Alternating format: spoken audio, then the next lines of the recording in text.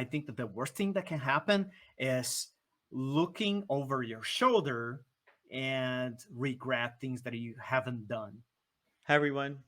Welcome to Leadership with Niraj. Today, I'm speaking with Ricardo Angrisani. He's a director of development in the video game industry, and we're going to talk about career development plans. The intent is to help you do your career planning. Let's jump into it. The first thing about career planning in my mind is that we own our own career success. What are your thoughts on that, Ricardo? I think it is more than right. Like nobody will step in and do anything for you.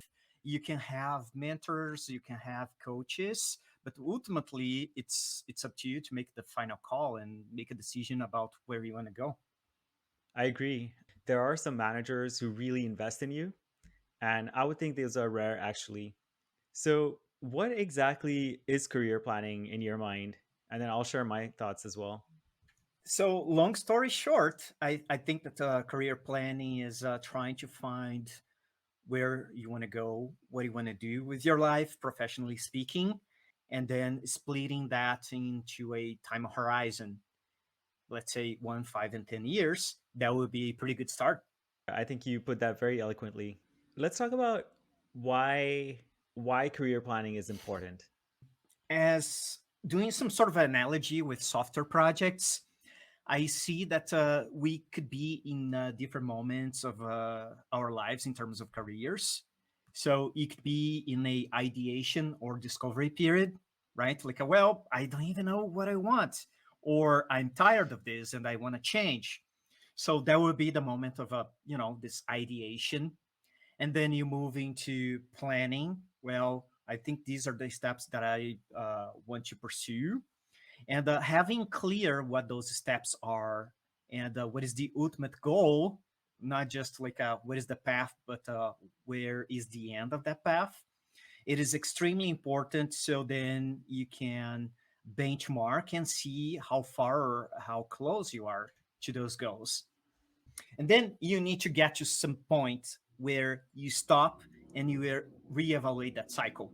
And that could be, I don't know, depending on each person, 1 or 5 years, depending on what the goals are. But you got to stop and rethink about your plans, because one thing I can say is you're not going to define a plan and revisit that in 20 years. Oh, it's 20 years. I'm about to retire. And did I accomplish with my goals? Yes or no? In some cases, we may not know that end goal yet. Maybe in our careers, we're thinking, hey, I want to be a VP or I want to be a CEO or COO. So that could give you directionally where you want to go, and then what are the steps to get there. And within it, there's also tracking, right? Am I going in that right direction? Am I progressing towards that next checkpoint? And the other reason I think it's important is because sometimes we get in a rut in our careers where we're just focused on delivery, delivery, delivery. We're in our company, but we're never taking that step back and seeing, is this the direction I want to go in? Were these my dreams? Were these my goals? Yeah. And it's absolutely also fine if you say, I have this plan. I want to throw in the trash and do something different. But that's a decision, a very conscious decision that you're making. Yeah, actually, I'm a living example of that. I did program management, went into people leadership, then engineering management, and now I'm doing content creation and career coaching. And that's because of those checkpoints that you mentioned, where I'm taking a step back, reflecting on where I want to be in my career, what are my dreams and goals, where do I want to add value to society, and then reevaluating where I want to take that direction. But knowing you, I can say that all of these experiences that you had, they are complementary, right? You've been Right. learning in different aspects inside of a software development industry and gaming industry. So you have like experiences on engineering, on management, and all of that helps you also with the content creation. Right. So we talked about why career planning is important. How can people figure out what direction to take their career? What are some questions that people can think about? I'll share my thoughts, but I'd love to hear your thoughts. Mhm. Or if you want me to go first, that's okay too. You go first. Yes. For me, it's there's this Japanese concept of ikigai. Um, You read my mind. I'm looking at the graph right here. oh my gosh. There's a beautiful chart. Yeah. So let's talk about that together. So Hmm. it's talking about what you love, what you're good at, what the world needs, and what can you be paid for. And different intersections of those circle create different things, but the perfect blend of these is finding that direction that you want to go to. Yeah, what are your thoughts? So it is interesting that you talked about this concept because first time that I heard about it, it was I think 20 years ago Wow. when when I was at college and getting my computer science degree, and people they were talking about career planning. They were talking about having a fulfilled life, and this concept of ikigai it came up. And the most interesting piece is you may not get every single factor of fulfillment, right? Like, hey, there's something that I love doing. I think it is part of my passion, but I suck at it. Like, soccer. It could be somebody's dream to become a world soccer player and very well recognized, but they don't have the skills. So that is not going to have a financial impact on your life. You can become a fan, but that's not what you're going to do for your professional life. And also, it could be something that you love, you know how to do, but then eventually it is not going to pay you enough to pursue your dreams. So you got to find this balance. But as you said, the closer you get to combine all of these factors, the better. There's no perfect outcome for anybody. You just need to navigate and try to get as close as possible to this. And back to your question, when you said, how can I do that? Again, I think it goes back to ideation and discovery, and one, trying new things, things that you never tried, or I love this. Am I good at it? Can I make money with it? Well, there's just one way to know. It is trying. And sometimes you got to be persistent. Things are not easy in life. It is not because you tried once and you failed that this is not the path that you should pursue. And the other thing to me that is very important is benchmarking, like well, this is the path that I decided to go. I should talk to other people in the industry. I should see what is going on out there, maybe going to events, making connections, and then actually talking to people that follow the similar path, so then you can understand, one, if that's something you like, and two, if you're already executing on that particular type of role, if that's what you're doing, it's close to what others they are doing out there. Yeah. It can tell you also where the industry is going. For example, there's a high demand right now, but it may not be 5 years from now, 10 years from now. I'm going to come back to what you mentioned earlier about different phases of life, even. And coming back to the concept of ikigai, it may be that you may focus on different circles depending on where you are in your life. For example, you mentioned testing out different kind of opportunities is one of them. Or it may be, hey, I need to focus on the money side a little bit more right now because I'm providing for my family and my significant other is not working yet, or something like that. So different circles may take of that ikigai may take higher priority at different points in your career. And again, that important part is to come back and look at that checkpoint and see, is this where you want to be, and choosing intentionally of where you are and what you want to do next. Yeah, absolutely. That makes total sense. And I think that one other aspect that people end up not realizing is working for several years and you have a good paycheck, you're happy, and you think you're happy, but then like after 10 years you look back and say, oh, I haven't done nothing different in my life in the past 10 years. I haven't learned anything, I haven't tried anything new. And again, if you get to those 10 years and you look back and you're happy, that's great. But then if you look back and you say, "Oh, I lost several opportunities," then that's a problem. And what I realized is the lack of those checkpoints can lead you there. Yeah, I agree. So let's talk about what would be a good time frame for that. At companies, we do maybe goal setting every 6 months or every year. I think that's a good point to do a personal kind of checkpoint as well, at least on a yearly basis. See where you've come, like what have you learned in the last year? What are skills you want to still learn? What are your strengths? What are your areas of improvement? All those play a role. They do, absolutely. And I think that I actually do my analysis on that very same cadence. I wouldn't say every 6 months, but certainly every year because I have this 1, 5, and 10 years plan. And every year I'm kind of a absolutely, I need to review that because otherwise my plan will be outdated. And just the fact of reviewing it doesn't mean that I'm gonna change anything. It means, well, that's your checkpoint, right? Like, well, the plan looks Exactly. good. So now let me just make a couple of adjustments and move forward. But if by any chance you look at your 1 year plan and say, "Oh, I want to completely revamp this," probably is because something meaningful happened in those last 12 months that led you to make another, decision and pivot to some other area. I would also argue if nothing meaningful has happened, it's still good to ask yourself those hard questions. Like, what do Hmm. I love to do that I haven't got a chance to do? What does the world need that I have the strengths for that I don't feel I'm contributing? So it's what you said, and ask these hard questions as well. Absolutely.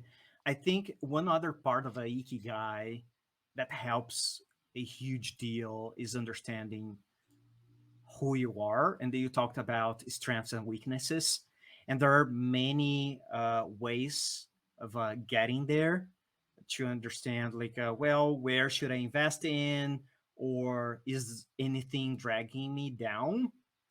And we have multiple tools for that type of thing as well. So you talked about mentoring, you talked about coaching. There's things even like therapy. You could find more about yourself in therapy. Out there are some exercises like the Gallup Strengths Finder or High Five test. They give you some kind of a profile assessments, which are interesting. If you don't feel like you're motivated in your life, or uh, there's something bothering you, maybe going after a very quick and fun game, which is moving motivators, can help you find the path to feel like you're more fulfilled, or you're investing on the right things, you're pursuing the right things that are going to make you happier. If it is either like being a master on a given topic, or being challenged, or having a little bit more order in your life, right? Because sometimes you just got into a vortex of chaos, and that may not be where you want to work, or the place that makes you happy. And some other people, they're pretty good at navigating uncertainty, so you got to find your own answer. What else? And asking for feedback. I'm not sure if I mentioned that, but asking for feedback is a great way as well, so you can get a good assessment on what others are seeing that you're not seeing. Yeah. What are your blind spots? Hmm. To add to that, to add to some of the lists you mentioned, it's also finding out what you value. In some cases, it may be, hey, I want more autonomy over what I'm doing. It could be, I want to try new things. I want to push myself outside the comfort zone, gain these new skills, gain these new experiences. All that can factor into your planning process. Yeah, and that doesn't mean that you need to drop your job tomorrow. Exactly. uh, it is just like, well, let me look into this, let me research, talk to people, or even, try. I'm going to start coding tomorrow. I'm going to be using Chat GPT to create some scripts for me. um, whatever comes to mind. Awesome. All right. So we talked about Ikigai and some of these assessments around Strengths Finder and so forth to figure out what direction we want to head in our careers. How do we figure out what's the next step in the career once we have that direction? So we're going to capture these next steps in our career planning document, which we'll talk about a little bit more as well.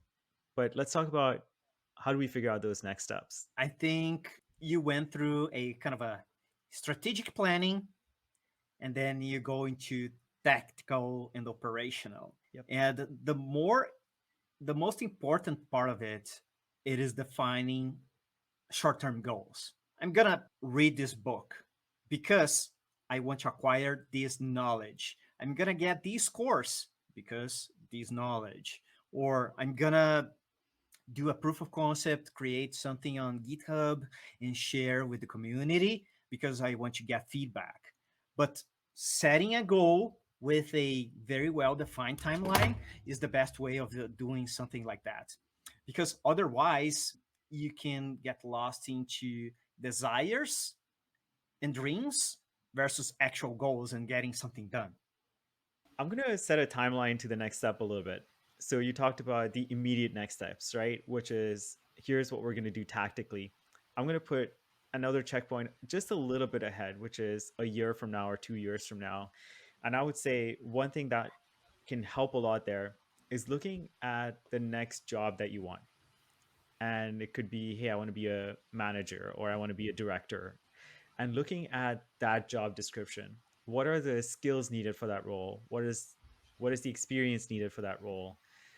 Maybe some behaviors needed for that role, and those could help you plan those tactical next steps, which you just mentioned, which is, hey, I need to gain this skill. Maybe I need to do this course or do this certification or take this project up in my spare time. Those could be those immediate next steps.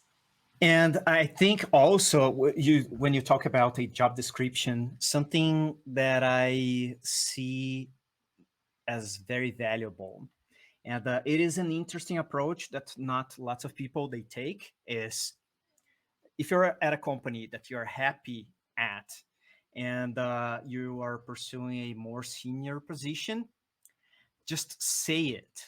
Just declare your intentions very clearly. I want to get there, and I want to get there in 2 years. Yeah. And it is amazing the level of information you're gonna collect after you say that. Because leaving things in between the lines is not gonna help you by any means. And it is great that if people could be your manager or a peer or someone else you know, that they're gonna tell you you're not ready. That's totally fine. And then the next question that you ask is, what do you think I should do? You know, what are the steps that I should take? Or what are the gaps that you see? And people that are actually there to help you. And even if you don't like the answer, there will be something that you can improve on. I love that. You're calling your shot, making it explicit with your manager and maybe with mentors, and they can tell you this is where you're meeting that or exceeding that, and this is where you're falling short of it.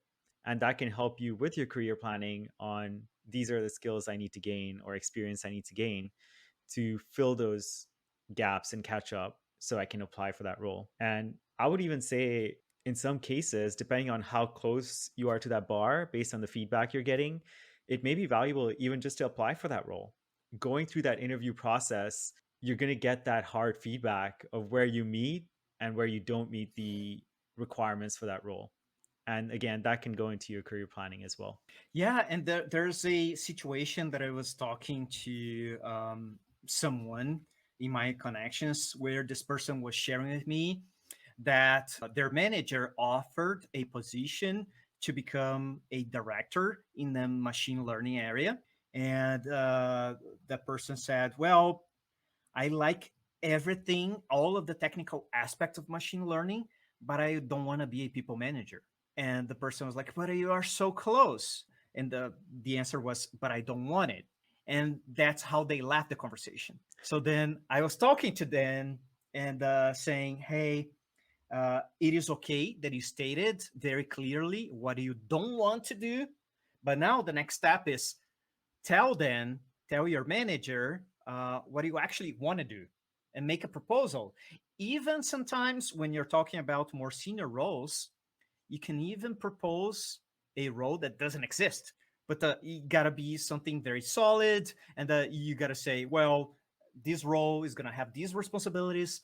I'm gonna be focusing on X, Y, and Z type of projects, and this is how I see the structure of the business under that particular role. And these are the results that I want to deliver to the organization. That's also totally acceptable. That's awesome. How can you create your own role? Again, coming back to the concept of ikigai, it's like this person really loves the technical aspects, doesn't love the people aspects so much, but they're still figuring out how they can grow in their careers down the path that they want and still add value to the company.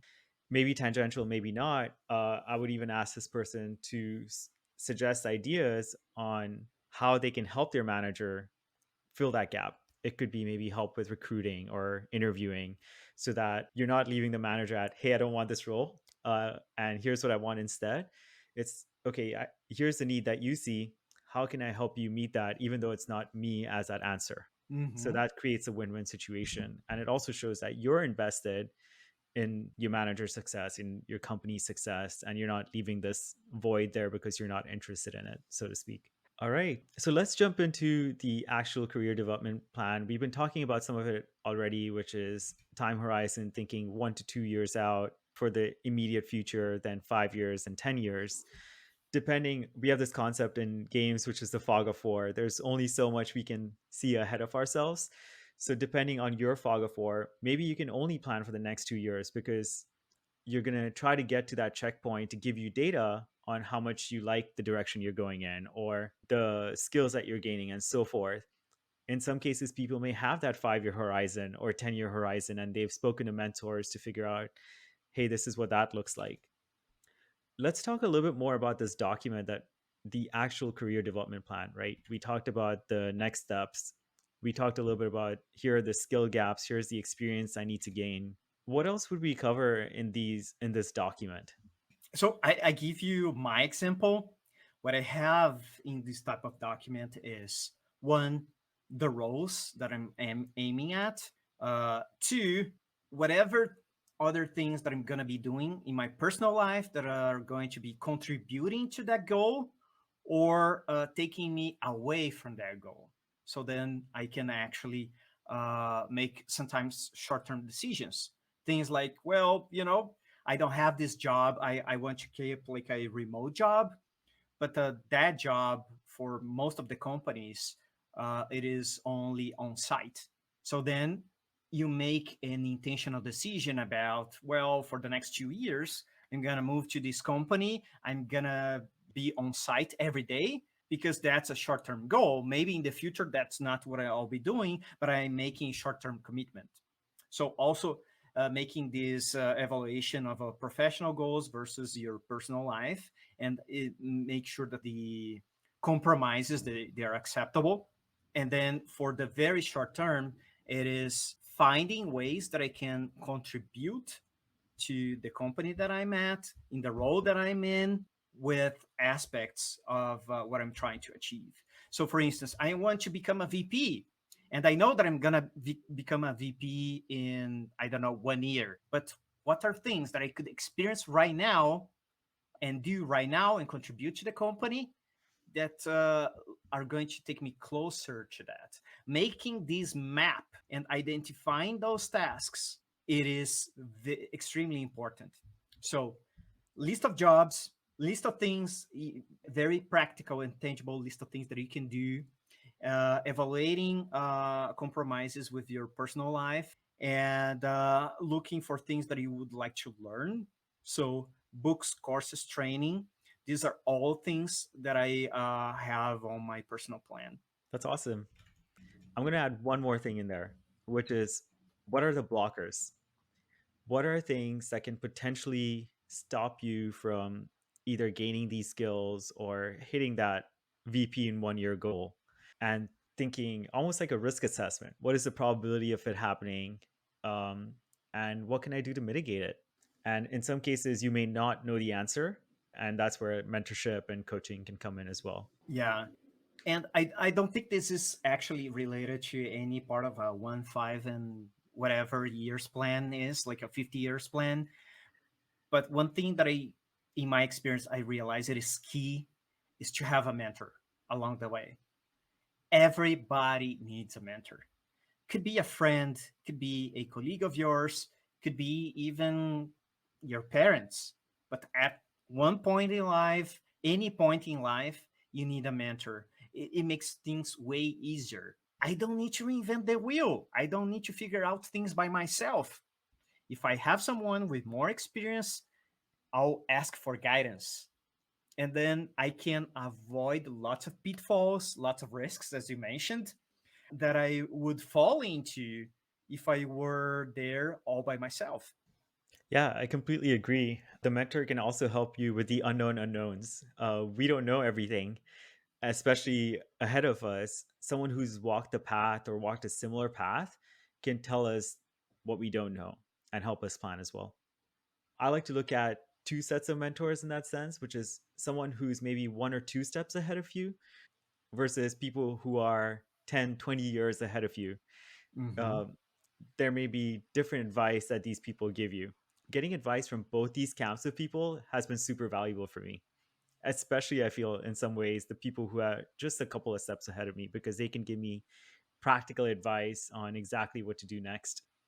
Yeah, yeah, that's so interesting because I was talking to someone that I'm mentoring, and that person said, "You know what? After the pandemic, we don't have those many connections at work because water Mm. cooler conversations they were pretty good moments for us to reach out to people and start creating those connections and their understanding, like if what they were doing is aligned with what you're trying to do. So like it was much easier to make these connections at work, and now we need to invest a little bit more calories to make that happen. So that's why I mentioned, going to events and reaching out to people. Something that I've done a couple of months ago was actually reaching out to LinkedIn connections of mine and people that I actually had interactions with in the past, and saying, "Hey, you're working at this company. How has been your experience so far? Do you like this type of work in artificial intelligence or blockchain?" Whatever comes to mind, right?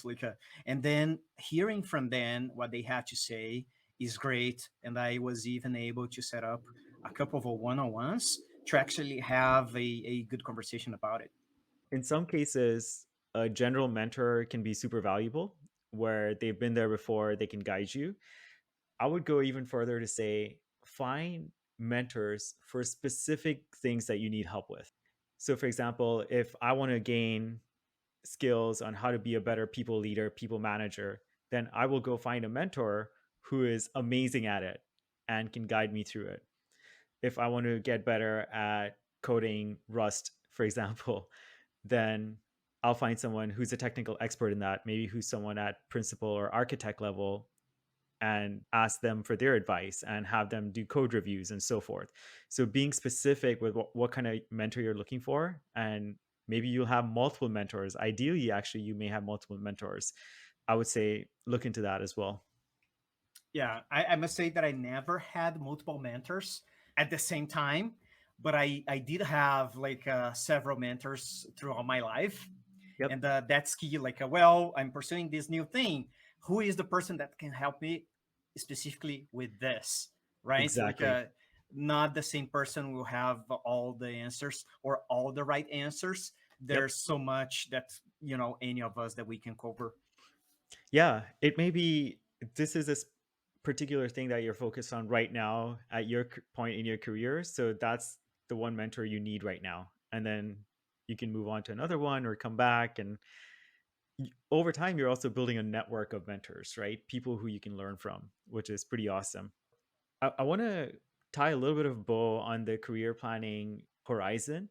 I would say for people who are listening, if nothing else, think about at least your next 2 years to get a little bit more concrete with that plan. With 5 and 10 years, it could be a little bit more directional and high level. Yeah, for sure. Again, I think that the worst thing that can happen is looking over your shoulder and regret things that you haven't done. Yeah, I completely agree. Opportunities that you didn't take because of XYZ reasons and so forth. You talked about here is the value you're adding to the company, right? Like here are the deliverables you want to have, the results you want to achieve. I just want to clarify that a little bit more for the viewers, which is career planning is about you, right? Where you want to be in your career, what skills you want to gain, experience, and so forth.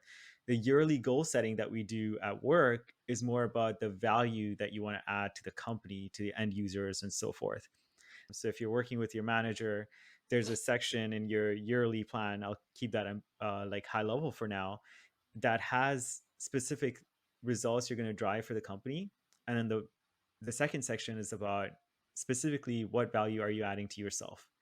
And there's some kind of alignment you're reaching with your manager where it could be, hey, I'm taking some time to work on my career stuff, or it's actually a win-win situation where I want to learn this technology, which also adds value to the company. Let's incorporate that together. So just kind of clarifying that for the listeners is that there are both those aspects that you want to include in your yearly planning. Most companies just look at the yearly goal setting and what you're doing for the company, but it's also important to incorporate the career planning. And again, you're going to be owning that bigger career plan for yourself, for your success. The goal is to integrate these two and make sure you're making progress towards both and creating a win-win situation. Yeah, and I think going back to the very beginning of the podcast when we talked about the importance of making decisions for your own, some people, when they are in a work environment in a given company, they only think about the goals that are set for themselves and not by themselves. Well, my manager gave me these goals, so if by end of year I achieve all of these goals, probably I'll have a, good rating, whatever that is, like achieved expectations, exceeded expectations, and I'll get my bonus. Yeah, but then you're lost in that cycle and leaving others make decisions for you. As you're saying, Niraj, when you add and you merge your goals, the things that you're trying to achieve, despite of the company goals, and if you can align both, the better, even better. That's the perfect match. But you got to insert direction into what is being defined for you and by you. Yeah, coming back, you used the word intentional, I think, earlier, and Mm-hmm. that's the key word here. You're intentional about your career planning and creating value for yourself, for where you want to be in your career, and also value to the company and the end users. Awesome. Did you have anything else to share before we log off? I'd say if I had one advice for people would be think about what you want to do, experiment, try every day. Like the worst thing that can happen is apathy, complacency. If you're just going with the flow, probably you're not driving the end results. So the more conversations you have, the more you think about this, the better you're gonna get. It is just like a flexing a muscle, going to the gym. If you start tomorrow a career plan, you're gonna look at it and say, "This is terrible. I don't like it." No, that's amazing because that's the first step you took towards a better plan. Since you don't like it, you're gonna make it better. So just get it started. Awesome. As Ricardo mentioned, be in the driver's seat rather than just go with the flow, because you don't want years to pass by and say, this is not where I want to be. This is not what I wanted to do. So having those checkpoints is super important, and try to do that every year at least. The plan is and most likely going to change. It's the planning that's the most important part. Pivots will emerge, and that's okay. Take that next step and take action and own your career. Well, thank you so much, Ricardo, for coming on this podcast. I really appreciate My the pleasure. great insight that you provided. I think this is going to be super valuable for the listeners and viewers. So thank you for coming. Amazing. Thanks for the invite. Thank you so much, Niraj. Definitely.